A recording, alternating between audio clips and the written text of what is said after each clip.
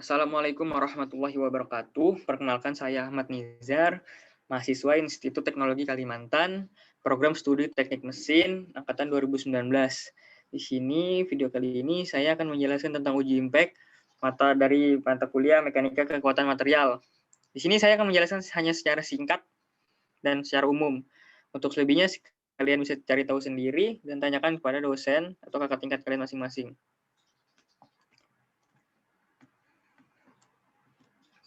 Uji impact adalah suatu cara untuk menganalisa bahan demi mengetahui ketangguhan atau kegetasan bahan terhadap beban yang diberikan secara tiba-tiba. Gitu ya teman-teman. Tujuannya yaitu mampu mendesain dan membuat alat uji impact dengan tipe Charpy dan tipe Izot, mengetahui mekanisme kerja dan menganalisa performa alat. Nah, mekanisme kerja sekaligus mengkalibrasi berdasarkan energi impact spesimen, gitu ya teman-teman ya. Mengapa harus dilakukan uji impact? Ya, untuk mengamati kekuatan bahan terhadap beban yang dikenakan secara tiba-tiba.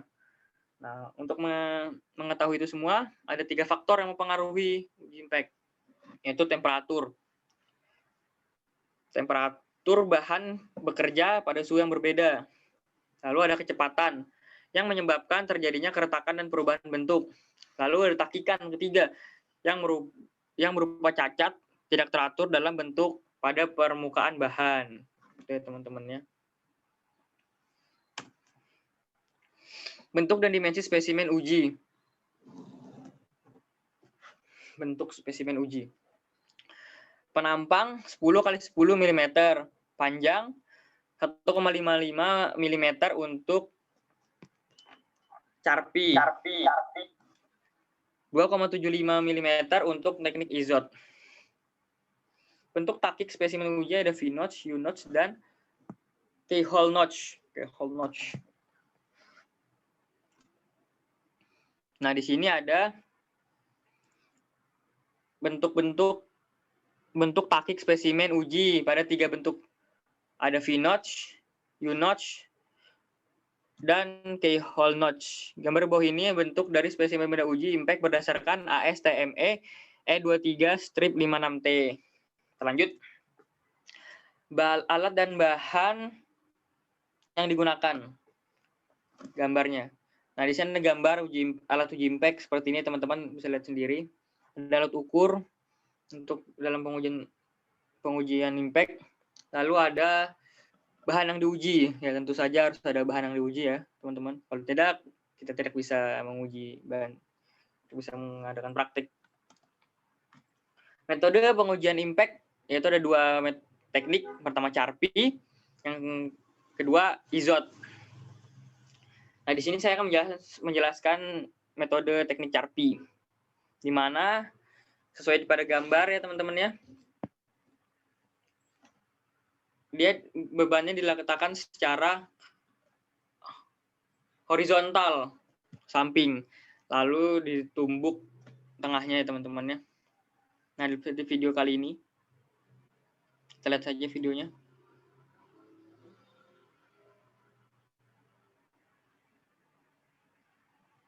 Nah, di sini kasih tegangan dulu teman-teman beban.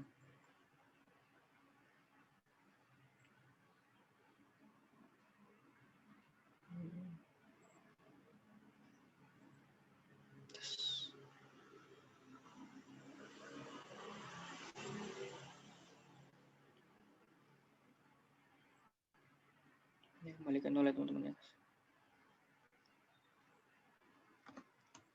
Nah, sudah teman-teman, kita lanjut ke Izot.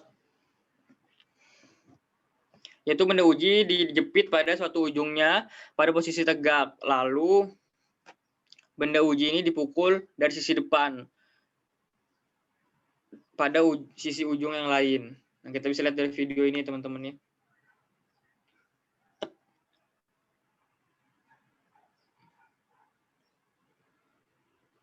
Nah, di situ ya teman-teman ya.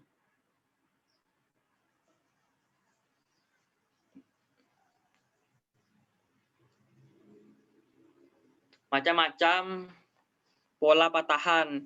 Yang pertama itu ada getas. Merupakan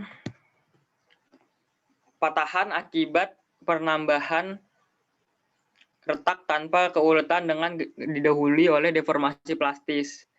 Namun tidak disertai dengan penyerapan energi. Nah, seperti gambar ini teman-teman. Itu adalah contoh pola patahan getas. Lalu yang kedua itu patahan ulet, merupakan patahan yang terjadi akibat pembebanan yang berlebihan, di mana sebelum terjadi penyerapan energi dan deformasi plastis. Gitu ya teman-teman ya. Lalu ada campuran. Pola patahan campuran yaitu merupakan kombinasi dua jenis patahan, getas dan ulet. Kita lanjut teman-teman. Di sini ada grafis dari sebuah uji impact, di mana yang di bawah sini yaitu menandakan temperatur. Temperaturnya teman-temannya di sini energi. Yang dipengaruhi oleh temperatur dan energi. Persamaan dalam pengolahan data. Yang pertama, seperti biasa, memang harus ada persamaan dalam pengolahan data agar kita tahu rumus-rumusnya untuk kita menghitung tekanannya, menghitung tinggi pemukul, kecepatan, tegangan tenaga patah per luas penampang. Banyak ya teman-temannya persamaan untuk kita mencari jadi energi impact-nya seperti berapa gitu ya teman-temannya. Energi yang diserap benda uji, tenaga patah gitu ya. Nah, kita lanjut ke contoh soal. Mesin uji impact yang memiliki panjang pendulum 0,6534 meter dan massa pendulum 27,23 kg digunakan untuk uji impact sampel baja. Pengujian dilakukan dengan sudut awal alfa sebesar 153,5 dan setelah menumbuk benda uji sudut yang terbentuk beta sebesar 114,7. Itulah besarnya energi yang diserap oleh sampel baja tersebut pada saat patah. Penyelesaiannya. Kita ketahui tadi M 27,23 km, R 0,6534 meter, alfa 153,5 derajat, beta 114,7 derajat. Kita cari E-nya tadi teman-teman, sesuai persamaan tadi rumus E, yaitu E sama dengan M kali G kali R dalam kurung cos beta dikurang cos alfa. Nah, di sini kita masukin saja data-datanya teman-teman. Nah, kita akhirnya dapat 83,69 Joule energi yang diserap oleh sampel baja tersebut teman-teman. Oke, terima kasih teman-teman. Assalamualaikum warahmatullahi wabarakatuh.